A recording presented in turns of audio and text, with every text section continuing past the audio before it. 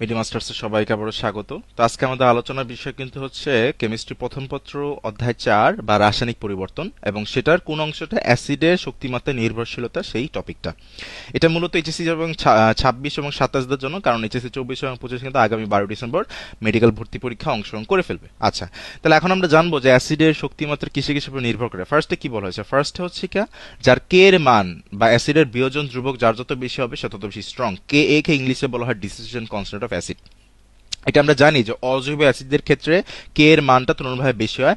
মানে কে এর মান কার বেশি, এটা হওয়া মানে কি, এটা হওয়া মানে হচ্ছে একই পরিমাণে ঘনমাত্রার একই পরিমাণের ঘনমাত্রা দুই তিনটা অ্যাসিড যদি আমরা রাখি, তার ভিতরে কে এর মান যত বেশি হবে সেখানে আমরা বিয়োজনের মান তত বেশি দেখবো। আমরা জানি যে অ্যাসিডের বিয়োজন যত বেশি হয় সে কিন্তু তত বেশি শক্তিশালী হয়। তাহলে এটার মান যত বেশি হবে সে তত বেশি স্ট্রং। এটাতে ঝামেলার কিছু নাই।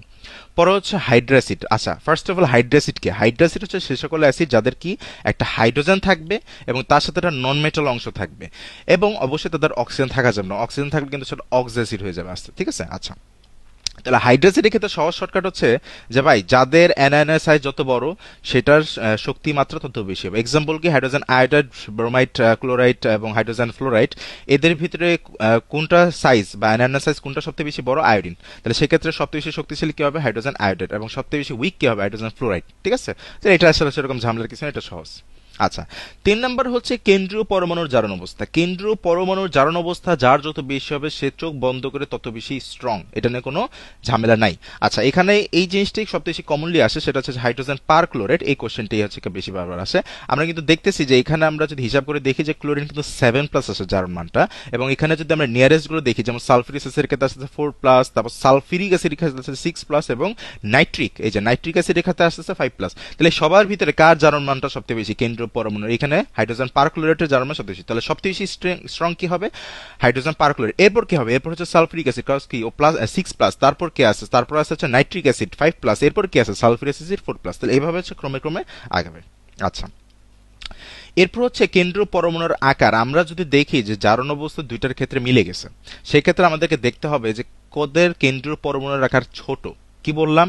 যদি জারণ মান দুইটার ক্ষেত্রে মিলে যায়, যেমন এখানে একটা এক্সাম্পল কি দিছে, এখানে এক্সাম্পল দিছে হচ্ছে এটা হচ্ছে নাইট্রিক অ্যাসিড, আর এটা হচ্ছে ফসফরিক অ্যাসিড।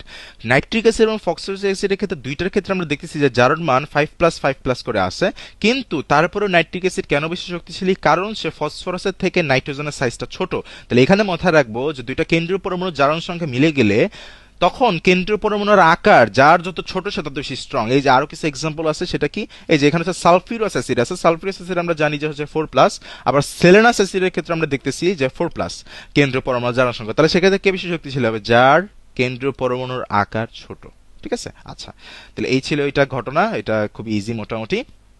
আচ্ছা, এই পয়েন্টটা হচ্ছে কি, বইয়ের শুরুতে ওই 5টা পয়েন্টের ভিতর দেয় নাই, কিন্তু ভেতর এটা লিখছে। ঠিক আছে?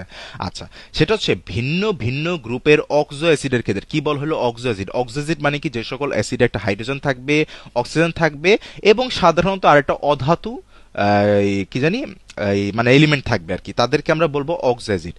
ভিন্ন গ্রুপের অক্সো অ্যাসিডদের ক্ষেত্রে আমরা যে জিনিসটা লক্ষ্য করব সেটা হচ্ছে কাদের তড়িৎ ঋণাত্মকতার মান বেশি। এবং আরো কিছু ফ্যাক্টর আছে, সেটা হচ্ছে বাকি সবগুলোর ক্ষেত্রে কিন্তু আর কি কি জিনিস সেম আমরা ওটা দেখি। এখানে কিন্তু হচ্ছে কি, ফার্স্টে হচ্ছে কেন্দ্রীয় পরমাণুর জারণ সংখ্যা। আমরা দেখি তো এখানে জারণ সংখ্যা এখানে কত আসে, এখানে হচ্ছে কি আসবে হচ্ছে 3+। এখানেও যদি আমরা দেখি, এখানে আসতেছে হচ্ছে, এখানেও আসতেছে 3+, এবং এইখানেও আসতেছে 3+। তিনটার ক্ষেত্রে আমরা জারণ সংখ্যা সমান পাইছি, কিন্তু এরা কিন্তু ভিন্ন ভিন্ন গ্রুপের। ভিন্ন ভিন্ন গ্রুপের হওয়াতে কি এদের আমরা সাইজ নিয়ে বেশি কাহিনী করতে পারবো না, যেহেতু ভিন্ন গ্রুপ। তাই আমরা দেখবো কাদের তড়িৎ মান বেশি, যাদের বেশি হবে সে তত বেশি স্ট্রং। তাহলে এখানে আমরা HClO2 এর তড়িৎ জানি যে ক্লোরিনের তড়িৎ মান বেশি, তাহলে এই হবে বেশি স্ট্রং অ্যাসিড। আচ্ছা, আর লাস্টের যে পয়েন্টটা সেটা হচ্ছে দ্রাবকের প্রকৃতি। এটা নিয়ে আসলে সেরকম বইতে কিছু লেখাও নেই, কিছু জানাও লাগে না সেরকম, বাট জাস্ট এটা জানতে হবে যে বিভিন্ন অ্যাসিড বিভিন্ন দ্রাবকে ভিন্ন ভিন্ন শক্তিমাত্রা প্রদর্শন করে। বইতে একটা সুন্দর এক্সাম্পল দেওয়া আছে, সেটা কি, অ্যাসিডিক অ্যাসিড বা ইথানিক অ্যাসিড একই জিনিস। তাদের ক্ষেত্রে কি হচ্ছে, তাদের ক্ষেত্রে আমরা পানিতে সেটা দুর্বল, বাট যদি আমরা সেটা অ্যামোনিয়ার দ্রবণে দেই ইথানিক অ্যাসিডকে, তাহলে সে কি হবে? খুব একটা শক্তিশালী অ্যাসিডের মতো কাজ করে। তো এই ছিল আজকে আমাদের আলোচনার বিষয়। এরকম ছোট ছোট ক্লিপ নিয়ে সামনে আরো বেশি দেখা হবে। আর তোমাদের যদি নির্দিষ্ট কোনো টপিক থাকে যে এটা তোমরা জানতে চাও, তো তোমরা জানাতে পারো, তাহলে আমরা ওভাবেই ক্লিপগুলো বানানোর চেষ্টা করবো। আবার দেখাবো। সবার জন্য শুভকামনা।